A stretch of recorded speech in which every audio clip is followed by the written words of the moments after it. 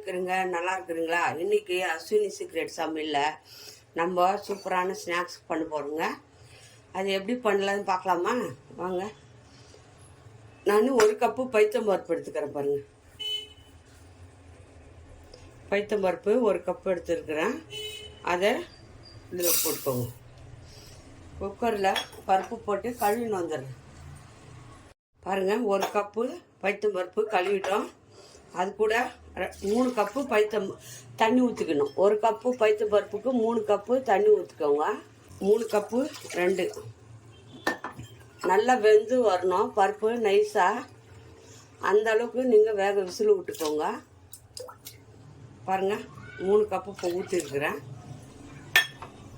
நல்லா இதை மூடி போட்டு ஒரு 4-5 விசில் பருப்பு நல்லா குழன்னு வெந்து வரணும். 4-5 விசில் வச்சுக்கோங்க. பாருங்கள், பருப்பு போட்டோம். நல்லா விசில் இறங்கிடுச்சு. இப்போ பாருங்கள், நல்லா பருப்பு குழஞ்சிடுச்சு. பருப்பை பாருங்கள், நல்லா இதை இந்த மாதிரி நல்லா பருப்பு இல்லாமல் நம்ம இதை நல்லா நல்லா வெந்துட்டுக்குது. கரைஞ்சி போச்சு பாருங்கள். ஒரு அகலமான ஒரு பாத்திரம் எடுத்துக்கோங்க. அதில் அரிசி மாவு நீங்கள் எவ்வளோ வேணுமோ அவ்வளோ போட்டுக்கலாம். 2 கப்போ 3 கப்போ எவ்வளோ வேணுமோ அவ்வளோ போட்டுக்கோங்க. நான் 1 கப்பு இது எடுத்துக்கிறேன் பருப்பு. அது கூட நான் 2 கப்பு அரிசி மாவு எடுத்துக்கிறேன். நீங்கள் வேணுன்னா இன்னும் கூட 2 கப்பு எக்ஸ்ட்ரா போட்டு பாருங்கள். 2 கப்பு அரிசி மாவு அவ்வளோதான் எடுத்துக்கிறேன். வீட்டில் அரைச்ச மாவு இருந்தாலும் பரவாயில்ல, கடை மாவு இடியாப்ப மாவு இருந்தாலும் பரவாயில்ல, எடுத்துக்கோங்க. எடுத்துட்டு பாருங்கள், கொஞ்சம் எள்ளு போட்டுக்கோங்க. கருப்பு எள்ளு இருந்தாலும் பரவாயில்ல, வெள்ளை எள்ளு இருந்தாலும் பரவாயில்ல, எள்ளு போட்டுக்கோங்க. சால்ட்டு கொஞ்சம் போட்டுக்கோங்க. எவ்வளோ வேணுமோ அவ்வளோ சால்ட்டு போட்டுக்கோங்க. இதை நல்லா மிக்ஸ் பண்ணிடுங்க.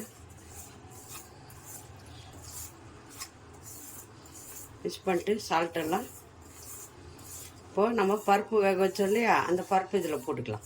பருப்பு இதில் போட்டு நம்ம மாவை இதில் பிசைஞ்சுக்கலாம். இந்த பருப்பில் தான் இந்த மாவு பிசையணும். அதனால் தண்ணி கிண்ணெல்லாம் ஊற்றக்கூடாது. அரிசி மாவு இருந்தால் இன்னும் 1 கப்புக்கு பருப்புக்கு 4 கப்பு அரிசி மாவு போடலாம். நான் 2 கப்பு தான் போட்டுக்கிறேன். கொஞ்சமாக செய்ய போகிறேன். இந்த அரிசி மாவு இதில் தான் வேகணும். இந்த இதில் தான் பிசையணும். இந்த பருப்பில் ரொம்ப டேஸ்டியாக இருக்கும் சாப்பிட்றதுக்கு. கொஞ்சம் சூடாக இருக்குது பருப்பு, அதுக்கு தான் நான் ஸ்பூனில் ஆகும். பருப்பில் இது செஞ்சால் ரொம்ப டேஸ்டியாக இருக்குங்க. சாப்பிட்றதுக்கு அவ்வளோ நல்லாயிருக்கும். ரொம்ப சூடாக இருக்குது. நல்லா மிக்ஸ் பண்ணணும். முறுக்கு மாவு பிசையும் இல்லையா, அந்த மாதிரி பிசைஞ்சுக்கணும். பாருங்கள், இந்த மாதிரி மாவு பிசைஞ்சுக்கணும். முறுக்கு மாவு மாதிரி பிசைஞ்சுக்கணும். போதுங்க. இது பிசைஞ்சு மூடிட்டு நம்ம இப்போ எண்ணெய் காய வச்சு சுட்டுக்கலாம். பாருங்கள், இந்த மாதிரி முறுக்கு எடுத்துக்கோங்க. பாருங்கள், இந்த மாதிரி இருக்குது 2 எண்ணெய் போட்டு உள்ளே தடவிக்கோங்க. எண்ணெய் தடவிட்டு அந்த மாவை எடுத்து நல்லா முறுக்கோலால் நம்ம இப்படி போட்டுக்கணும். இந்த மாதிரி முறுக்கோலால் போட்டு எண்ணெய் காஞ்சிச்சா பார்ப்போம். எண்ணெய் காஞ்சிச்சா பாருங்க. கொஞ்சம் கொஞ்சமாக போட்டு நம்ம இதை இப்போ என்ன பண்ணுங்க, இதை அப்படியே முறுக்கோலால் இந்த மாதிரி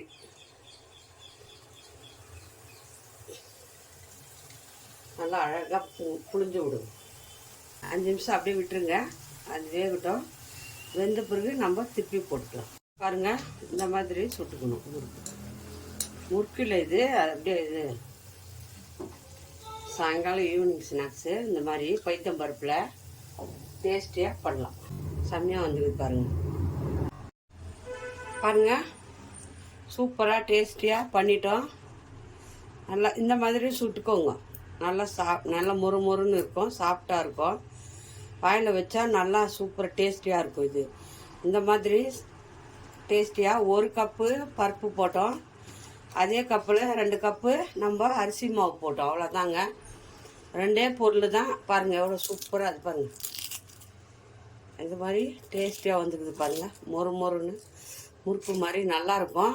பைத்தம் பருப்பு உடம்புக்கு ஆரோக்கியமானது, டேஸ்டியாக இருக்கும். இந்த மாதிரி குழந்தைங்களுக்கு செஞ்சு கொடுங்க, ரொம்ப நல்லா விரும்பி சாப்பிடுவாங்க. பாருங்கள் அப்படியே குழம்பாகுது, நல்லா டேஸ்டியாக இருக்கும்.